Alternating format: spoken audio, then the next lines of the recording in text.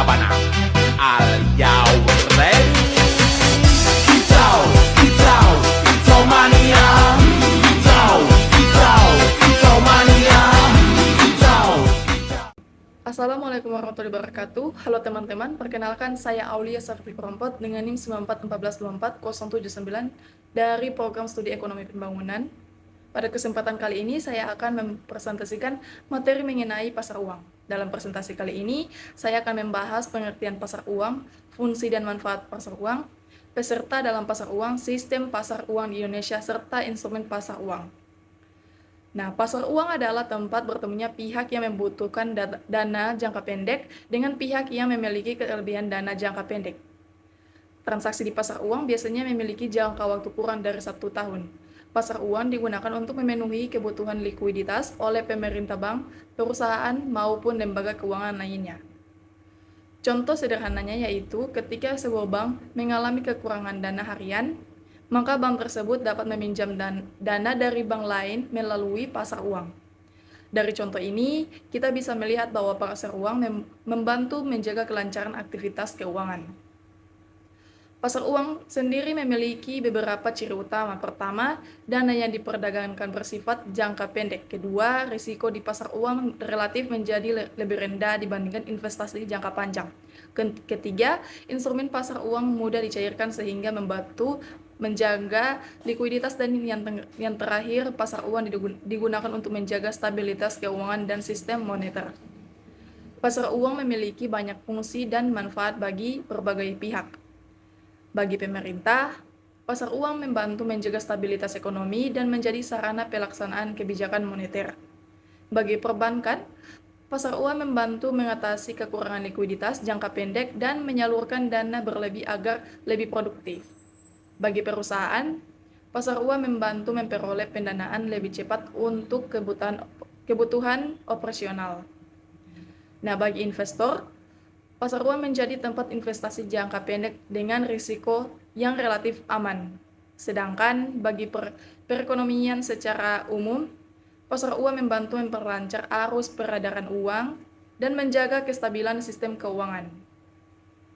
Ada juga beberapa pihak yang terlibat dalam pasar uang.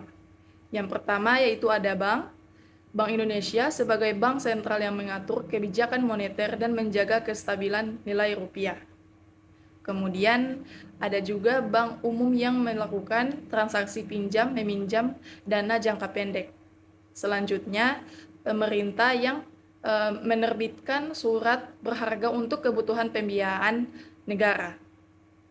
Selain itu, terdapat perusahaan, lembaga keuangan non-bank, dan investor yang ikut melakukan transaksi di pasar uang untuk memperoleh keuntungan ataupun memenuhi kebutuhan dana. Dalam sistem pasar uang di Indonesia, terdapat regulator dan regulasi yang mengatur jalannya pasar uang. Regulator utama adalah Bank Indonesia yang mengatur kebijakan moneter dan menjaga stabilitas nilai rupiah. Selain itu, terdapat Otoritas Jasa Keuangan atau yang biasa disebut OJK, yang dimana mengawasi kegiatan jasa keuangan dan memberikan perlindungan kepada konsumen.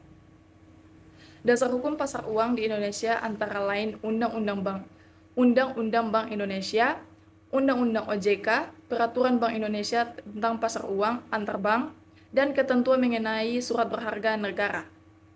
Mekanisme pasar uang dimulai ketika pihak yang membutuhkan dana menawarkan instrumen pasar uang. Kemudian investor atau lembaga keuangan membeli instrumen tersebut.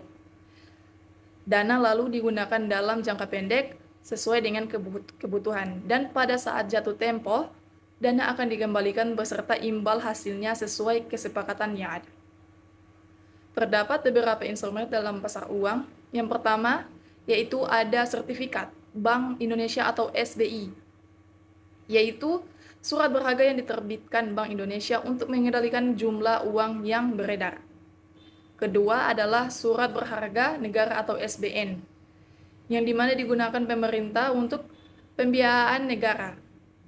Ketiga, ada deposito berjangka, yaitu simpanan di bank dengan jangka waktu tertentu dan bunga yang tetap. Keempat, commercial paper, yaitu surat utang jangka pendek yang diterbitkan perusahaan tanpa jaminan.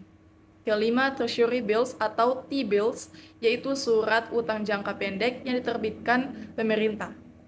Keenam, pasar uang antar bank atau PUAB, yaitu kegiatan pinjam-meminjam dana antar bank dalam jangka yang pendek. Dan yang terakhir ada repurchase agreement atau repo, yaitu perjanjian jual beli surat berharga dengan janji akan dibeli kembali pada waktu tertentu. Sebagai kesimpulan, pasar uang memiliki peran yang sangat penting dalam menjaga kestabilan ekonomi dan kelancaran sistem keuangan. Melalui pasar uang, kebutuhan dan dana jangka pendek dapat dipenuhi dengan cepat dan efisien. Selain itu, pasar uang juga membantu pemerintah, bank, perusahaan, dan investor dalam mengelola dana serta menjaga likuiditas. Di Indonesia sendiri, pasar uang diatur oleh Bank Indonesia dan OJK melalui beberapa regulasi dan instrumen keuangan. Sekian dari presentasi saya. Terima kasih atas perhatiannya. Mohon maaf apabila terdapat kekurangan. Wassalamualaikum warahmatullahi wabarakatuh. Labanang, are you ready?